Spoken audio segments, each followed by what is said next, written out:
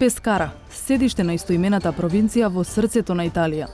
Преку ден на улиците се обраќаен метеж, ноќе подредени канти за отпад во различни бои, спремни за подигање од комуналната служба. Во зелената канта е отпадот за кој граѓаните сметале дека не може да се рециклира, и тој завршува во место добро познато и во нашата држава.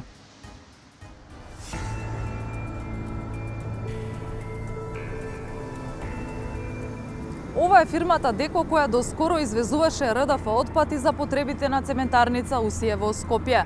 Резултатите од мострите испратени на проверка во Естонија покажале дека не се работи за опасен отпад. Испраќачите од тука велат дека гарантираат за секоја пратка. Еве зошто. Камионите со комунален отпад поминуваат на проверка за радиоактивност уште на влез во фирмата. Откако ќе добијат зелено светло, отпадот се депонира во огромна јама и почнува процесот на автоматска преработка. 350.000 тони комунален отпад од регионот годишно завршуваат во Деко. Ѓубрето се растресува, се дроби и уште еднаш се проверува содржината. Дел оди на компостирање, дел завршува на депонија, а она што може да се спаси да стане алтернативно гориво или РДФ, поминува преку комплексен биолошки третман. Кранот автоматски препознава за каков вид на отпад се работи и го дели во секции. Просторијата е изолирана и под висока температура. Here we control everything. The temperature is going from 55 to 75 degrees. It's made by the bacteria. Bacteria are heating all it is organic inside the material. And the 40-45% is going to become RDF. Надзорот е 24 часове. Воздухот, неопходен за притисок при третманот на отпадот, се добива преку биолошки филтри. Фабриката е непосредно до куќи, но поради изолираните простории ништо не излегува надвор и не се чувствува никаков мирис. Сепак, ова не е доволно за контролите да се намалат.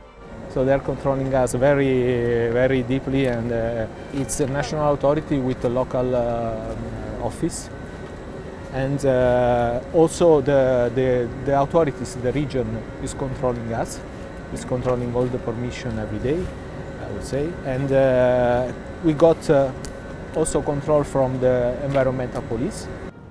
На крајот од фабриката завршува и ланецот на преработка. Отпадот веќе е претворен во алтернативно гориво.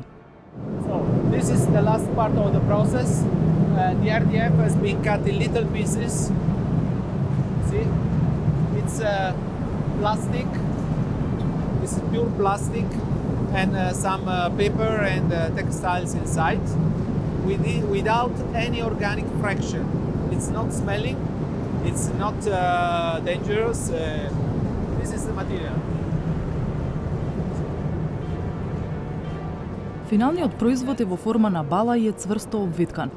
Годишно Деко произведува до 100.000 тони РДФ, а финансирањето на целиот процес го обезбедува од таксата што им се наплаќа на оние од кои го собира отпадот, домакинствата и правните субјекти. Половина од производството е за италијанските цементарници и други индустријски капацитети, а половина за извоз. Деко засега бесплатно го праќа РДФ отпадот до корисниците во Грција, Кипар, скандинавските земји, а делумно наплаќа само од Северна Африка, отие најдалеку за транспорт. Логиката зад бесплатното гориво е едноставна. ЕУ стимулира што поголем процент од отпадот на контролиран начин да најде своја примена, наместо да заврши на депонија. Така Деко добил дозвола, а потоа и пари, за да собере што повеќе отпад, а што помалку од него да фрли на депонија. А цементарниците имаат интерес да го користат РДФ горивото, бидејќи им го намалува трошокот на производство. И пратките за цементарница Усие се бесплатни до пристаништето во Солун, од каде со камиони се пренесуваат во Македонија, трошок што го покрива Скопската цементарница. За секоја пратка, па и за последната наменета за нашата земја, Деко однапред ги известува италијанските власти, транзит земјата, Грција и нашето Министерство за животна средина. За пратката да тргне, треба да добие амин од сите три земји. Now you can't exporting the RDF in Macedonia according to our law. Yes. What do you think about this? I think it's something that shouldn't happen, because North Macedonia is going to be part of the EU and should follow all the EU rules And all the countries that are belonging to EU are allowing the legal and controlled movement of RDF. Италија ги рангира фирмите и според степенот на почитување на законите при работењето, колку пати биле опоменати или казнети. Деко има највисока оценка, 3 звездички, што за нив е признание дека работат според стандарди. Probably there are some illegal waste movements. What we are doing is something very different. So we cannot be in any case, I don't know, mafia, what is nothing to do with us. I mean, we are also registered at the REACH register. This is a specific register fixed by the European law, where the material is submitted to specific controls in terms of dangerous potential actions. So we overpass this specification and we are in the register of the products. 650 тони РДФ гориво од ДЕКО за цементарница Усија, задржани на македонската граница за кои испитувањата во Естонија покажаа дека се исправни, Усија ќе ги добие оти влегле на наша територија по стариот закон. Уште 350 тони чекаат на Солунското пристаниште, но во меѓувреме под притисок на јавноста собранието го забрани увозот на алтернативни горива како извор на енергија, па прашање е дали ќе влезат во земјава. Неколку часа пред да се менува законот во собрание, ваква беше атмосферата пред Усија. Сакаме да им дадеме пехар! Пехар! Како најголем трујац над граѓаните. Дека бараме еден нов пристап во начинот на работење на целокупната индустрија.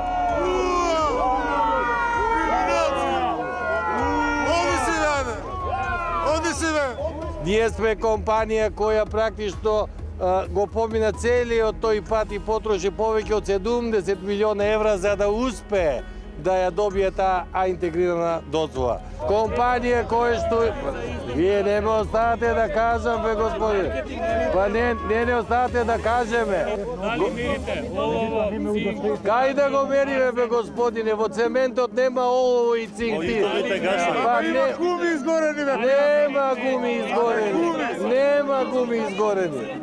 Сечете една пала со циркуларна пола да видите. Дојдете и сега ако сакате. Дојди ке видиш, проблем нема. Одберете било која акредитирана лабораторија во свет, која вие сакате.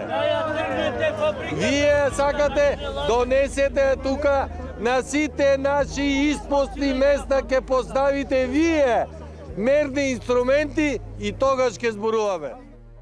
Усија со почетнички чекори се обиде да го вметне РДФ отпадот како гориво, со само 4% од вкупните енергенси на годишно ниво. Во Македонија не се произведува РДФ или друго алтернативно гориво, па единствена опција за Усија е да ги користи ограничените количини на оризови лушпи од Кочанско, гориво чии димензии одговараат на блокот за користени алтернативни горива во Усија. Најголем дел од процесот останува на јаглен и петрол кокс. Секогаш оди смеса од конвенционално гориво и алтернативно гориво. Кога велам конвенционално гориво, тоа е цврсто гориво, петрол кокс, јаглен, секогаш е смеса. Секако понудата важеше за сите и претходно. Нашата цел, кога ја инсталиравме опремата, не беше да увезуваме алтернативно гориво. Главната цел е да бидеме дел од решението за отпадот кој што се генерира во Република Македонија.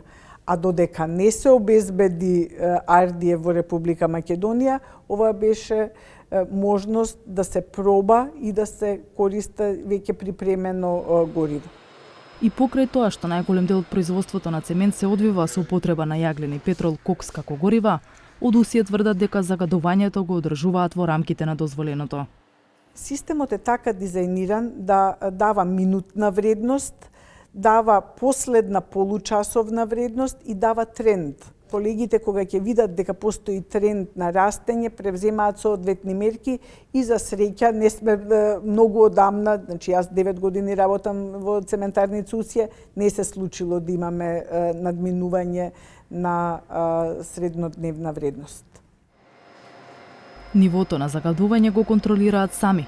И пратките од РДФ отпад сами ги праќале на проверки во лаборатории во Холандија. Така им пишува во интегрираната дозвола што им ја издала државава. Велат дека не смеат да експериментираат со горивата, бидејќи постои опасност од застој во системот. Каде е државната контрола?